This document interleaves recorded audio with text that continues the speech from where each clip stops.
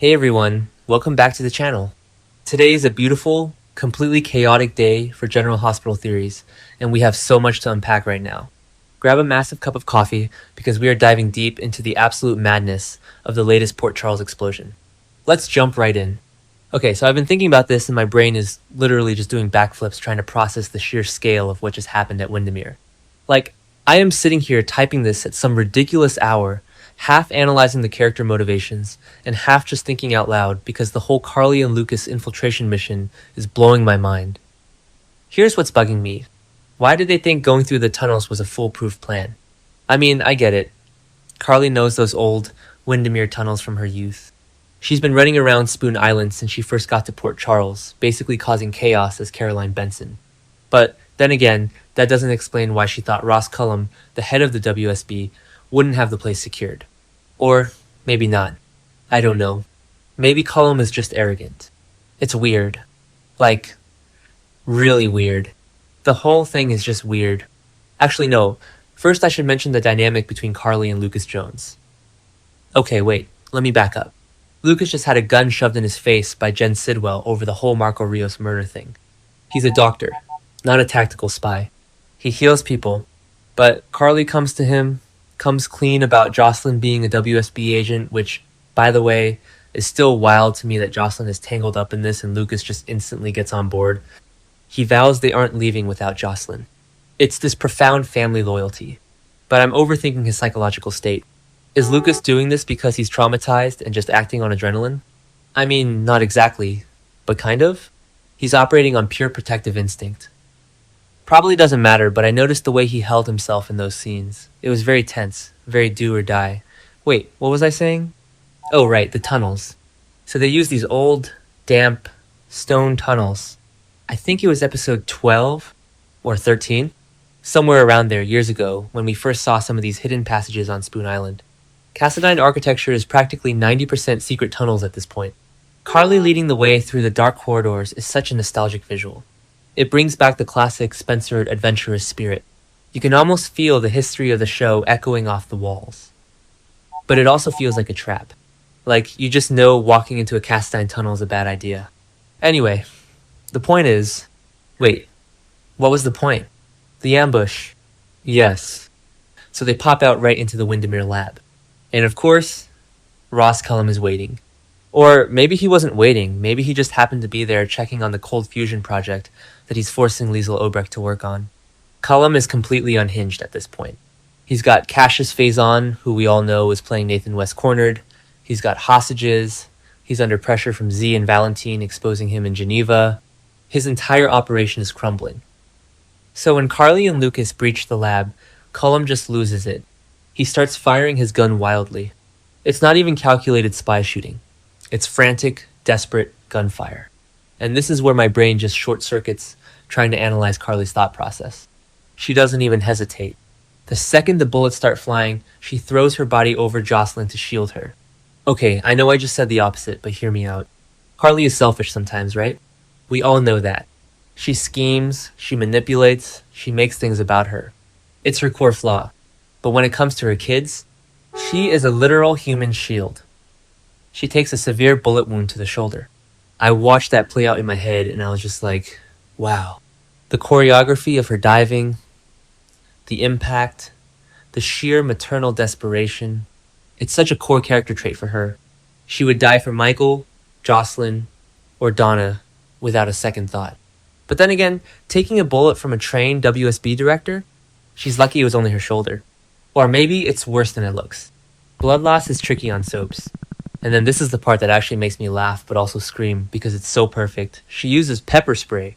Yes, pepper spray. Against a man with a lethal firearm. It is so profoundly, ridiculously Carly Spencer. She gets shot, she's bleeding out, and she just whips out a can of pepper spray and blasts the head of an international intelligence agency right in the face. I mean, kind of brilliant? Sort of? It incapacitates him just long enough. It's this gritty, street-smart survival tactic against high-tech spy warfare. It perfectly encapsulates the Spencer versus WSB dynamic. They have satellites and black sites. Carly has a can of mace in her purse. Okay, wait, let me back up because the escape sequence is just as frantic. Lucas, who again is a doctor and probably freaking out internally seeing his family get shot, grabs Jocelyn. Carly is yelling at them to get to the boat. The logistics of getting off Spoon Island are always a nightmare. Remember when people used to just swim across the harbor? I mean, it's freezing, but people did it. But Lucas manages to drag Jocelyn down to the docks and onto a boat. He secures her safety. He gets her out of the firing line. But Carly doesn't make it to the boat. She collapses. The blood loss is just too much. The visual of Carly Spencer, this unstoppable force of nature in Port Charles, just crumbling to the floor of the Wyndemere lab is haunting.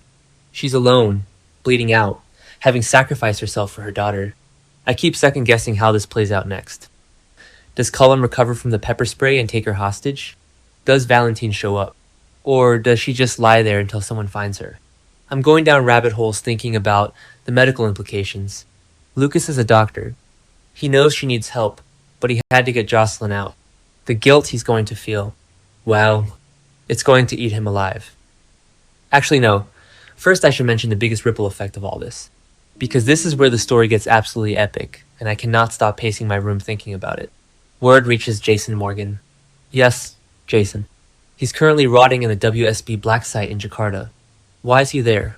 Because he took the fall for Rocco Falconeri shooting Cullum, which, by the way, Danny is furious about because Charlotte told him the truth. But that's a whole other tangent.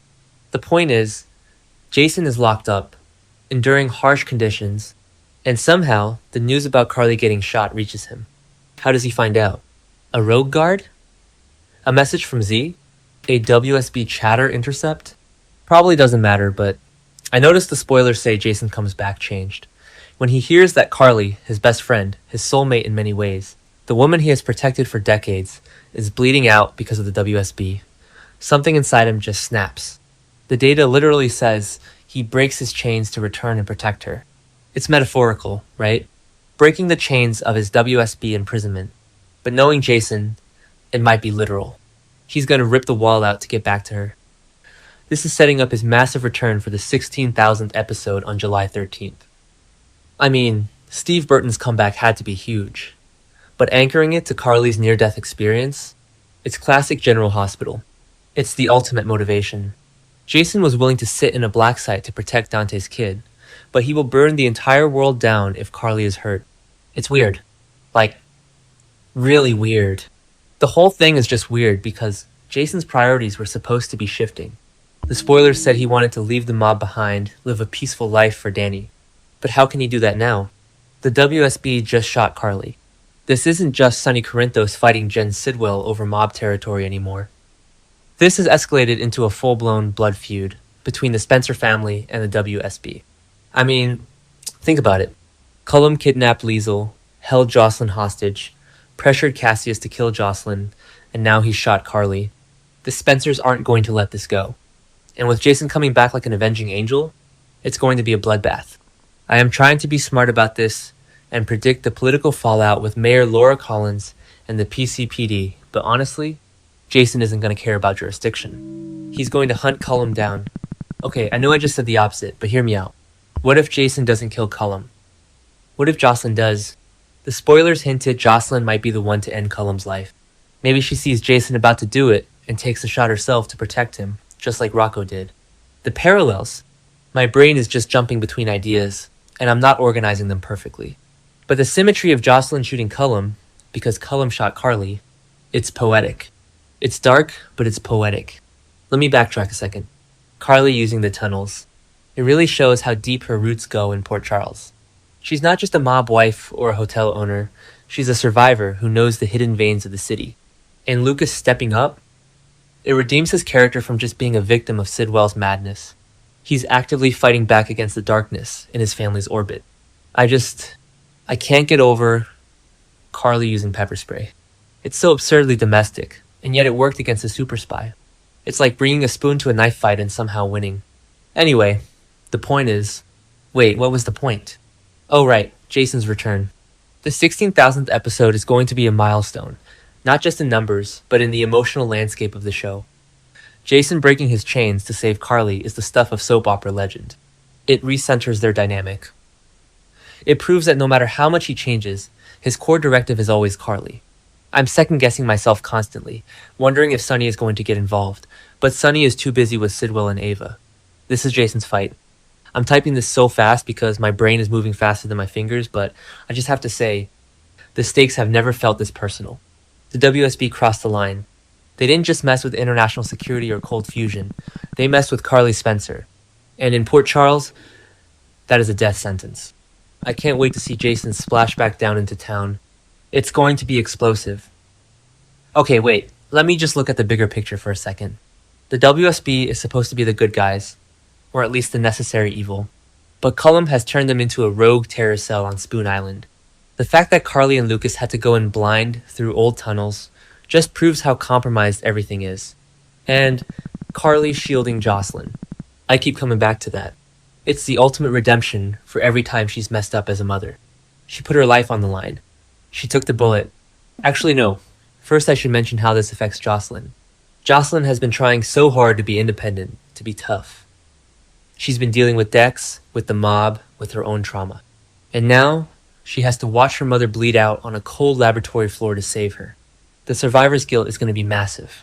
Lucas dragging her away while she screams for her mom. That's going to leave a scar. Probably doesn't matter, but I noticed how the show has been building Jocelyn up to be more lethal lately. This might be the thing that pushes her over the edge. I mean, kind of.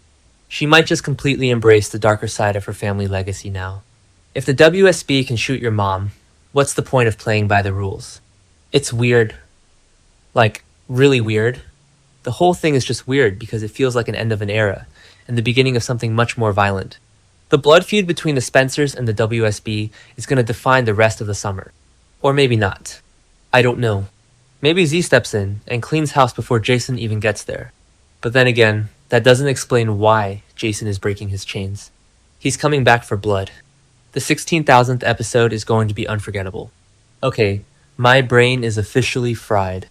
I need to stop overthinking this, but I know I'm going to be up for hours staring at the ceiling.